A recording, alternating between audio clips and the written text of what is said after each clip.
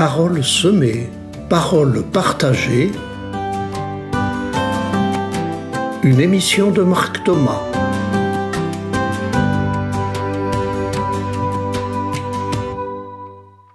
J'intitule cette émission « Jugement, l'a dit, l'a fait, tension relationnelle.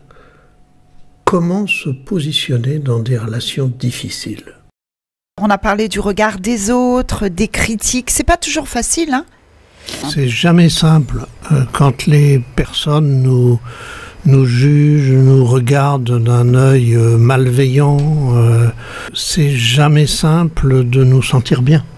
Mais je pense que c'est encore plus l'occasion pour chacun de nous dire que personne ne peut dire à ma place qui je suis.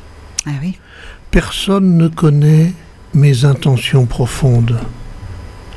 Personne ne connaît autant que moi mes fragilités, mais aussi mes aspirations, mes désirs, mes capacités, mes compétences, mon désir d'aimer et d'être aimé. Personne ne peut dire ça à ma place. Alors, pourquoi nous attachons tant d'importance à ce que les autres disent de nous? Je voudrais m'adresser aussi à moi de temps en temps quand il m'arrive de dire du mal de l'autre, de juger l'autre. Ça vous arrive? J'imagine que ça vous arrive à tous. Oui.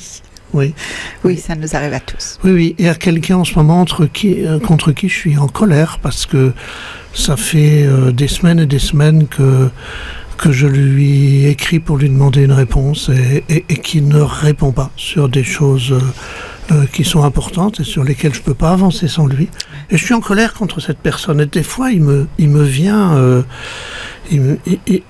mais il me méprise celui-là. Et là, je me dis, stop. Je ne peux pas penser à sa place pourquoi il ne répond pas. Ouais. Alors oui, je me sens méprisé. Moi, je me sens méprisé. Alors, qu'est-ce que je peux faire, moi, pour me sentir moins méprisé? Peut-être que souvent, on attend trop de l'autre, que l'autre nous donne le bien-être dont on a besoin. Nous sommes tous victimes et parfois auteurs de l'a dit, l'a fait. Qu'est-ce qu'on fait avec tout ça?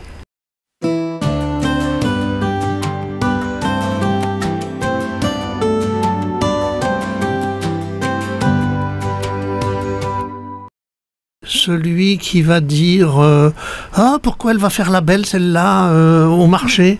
Je pourrais dire « Mais elle est méchante. » Je dis « Mais comment ça se fait qu'elle a besoin de critiquer comme ça? Qu'est-ce qui se passe pour elle? Est-ce qu'elle, quand elle va au marché, c'est pour faire la belle? Est-ce que c'est pour acheter simplement son riz et ses fruits et légumes? Qu'est-ce qui fait qu'elle m'en veut? Qu'est-ce qui fait qu'elle va raconter ça à ma mère? Il n'y a qu'elle qui sait. Vous voyez, c'est aussi une manière de me déconnecter du l'a dit, l'a fait de l'autre, parce que le risque devant le l'a dit, l'a fait de l'autre, c'est que moi je fasse à mon tour des l'a dit, l'a fait. C'est une espèce de cercle vicieux dans lequel on s'emballe et où l'autre devient sans arrêt l'objet de ma méfiance et devient une menace.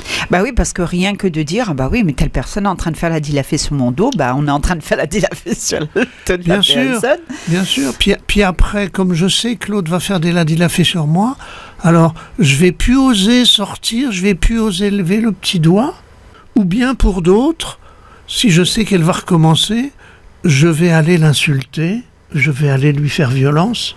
Ouais, ça, c'est notre monde aussi, hein. Donc il est urgent de rompre ce cercle vicieux, et la seule personne que je peux changer, le seul endroit où je peux rompre, c'est moi.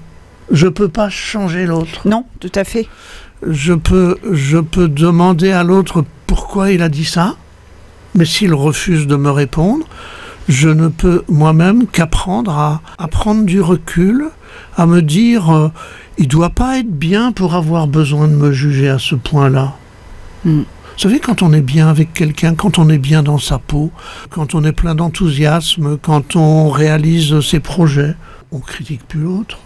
Y a-t-il des gens qui s'ennuient tellement qu'ils ont besoin de regarder ce que l'autre fait, de se nourrir de ça et de s'intoxiquer avec ça? Quel est leur douleur à eux pour en être arrivés là. Vous qui faites du ladilafé beaucoup, qui critiquez beaucoup vos voisins, quelle est votre douleur à vous qui fait que vous déversez votre aigreur sur l'autre? Et si vous regardiez davantage, quelle est votre aigreur à vous? D'où elle vient?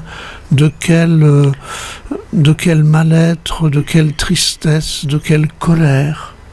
Ça me fait penser à la phrase biblique quand Jésus dit au lieu de voir la paille dans l'œil de ton voisin, regarde la poutre qui est dans le tien.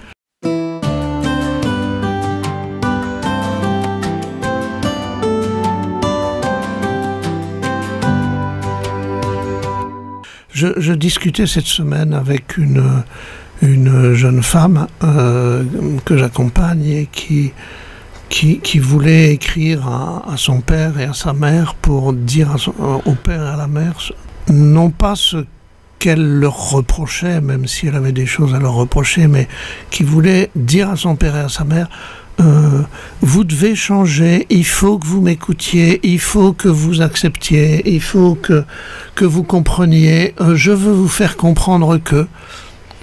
Alors je l'ai laissé parler, puis à un moment je lui ai dit, mais est-ce que tu es sûr que tu as le pouvoir de faire comprendre à l'autre, fût-il ton père ou ta mère, ce que tu veux qu'il comprenne?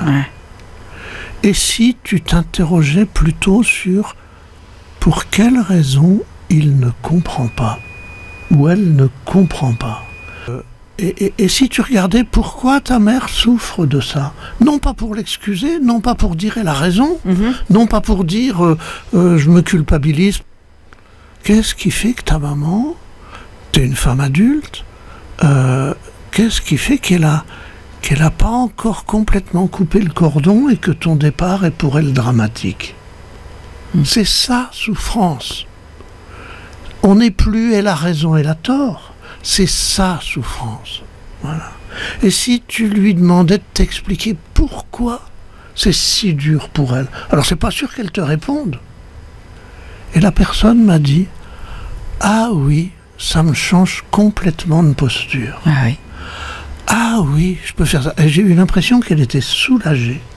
Alors elle ne va pas forcément résoudre la souffrance de sa mère, hein, mais elle va plus se culpabiliser, elle, d'être partie, et elle va peut-être pouvoir avoir de l'empathie pour la douleur de sa maman sans se sentir obligée de se soumettre à la volonté de sa maman. Et vous savez, Jésus dans l'Évangile, quand il rencontrait un malade, il lui disait d'abord « Que veux-tu que je fasse pour toi ?» Il se tournait d'abord vers l'autre pour que l'autre lui dise ce qui lui faisait mal et ce dont il voulait se libérer.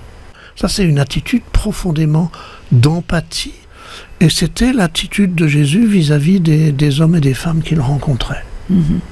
On demande souvent à Dieu, qu'est-ce qu'il faut que je fasse? Mais Jésus passe son temps à nous dire, et toi, tu as besoin de quoi?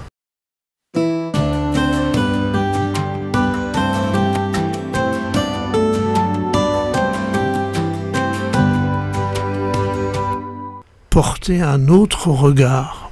Nous sommes tous capables de condamner la fille de celui-ci, la divorcée de celle-là, le père ou la mère qui s'occupe mal de ses enfants. Nous sommes tous capables de les condamner. Est-ce que nous sommes capables de voir à travers eux un homme et une femme blessés, un homme et une femme en échec, un homme et une femme en difficulté, un homme et une femme écrasés par les soucis? Est-ce que nous sommes capables de tendre la main? Il y a beaucoup de choses qui sont dans le regard que nous portons sur l'autre. On progresserait beaucoup si on avait des lieux où on puisse se parler de ces choses si difficiles à dire. Et les groupes de parole que j'accompagne sont des groupes où petit à petit, les personnes se mettent à parler de ce qui est difficile pour eux, ou de leurs aspirations, ou des projets constructifs qu'ils ont. Hein. Il n'y a pas que le négatif, évidemment, mais où on ose parler parce qu'on sait qu'on ne sera pas jugé. Voilà. Et parce qu'on sait qu'on sera respecté.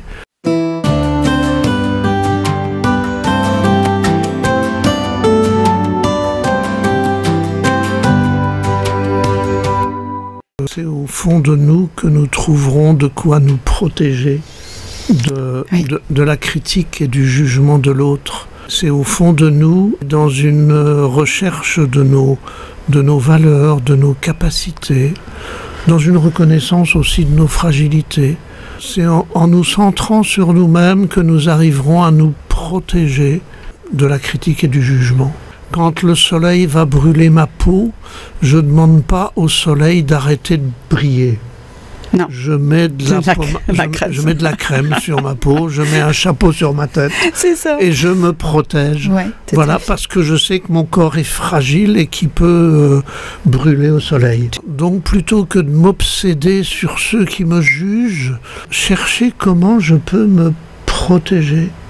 Si leur jugement me fait si mal, c'est que quelque part, je sais que leurs jugements ne sont pas justes, que je ne suis pas ce qu'ils disent.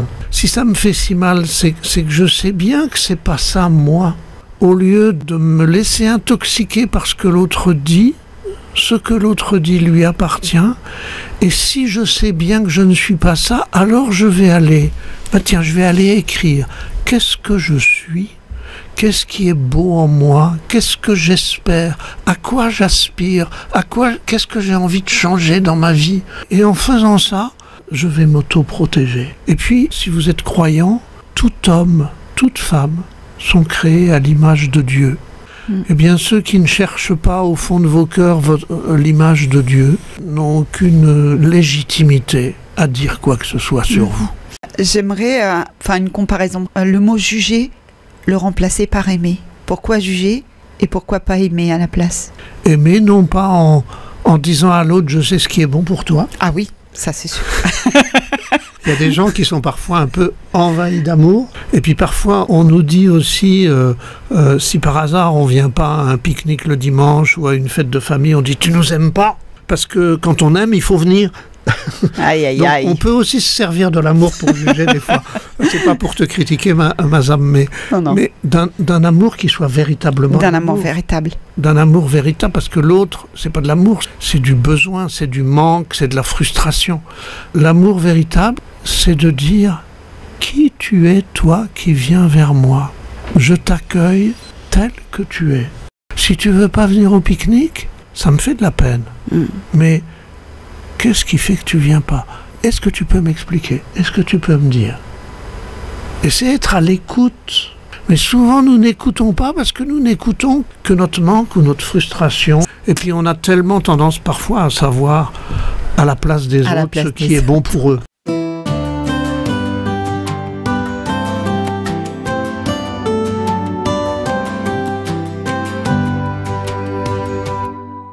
Voilà, chers amis. Il nous reste maintenant à essayer de mettre en pratique ces postures que nous venons de décrire ici. Et vous verrez, si vous essayez de les mettre en pratique, vous verrez qu'on progresse vite et qu'on s'en sent mieux très rapidement.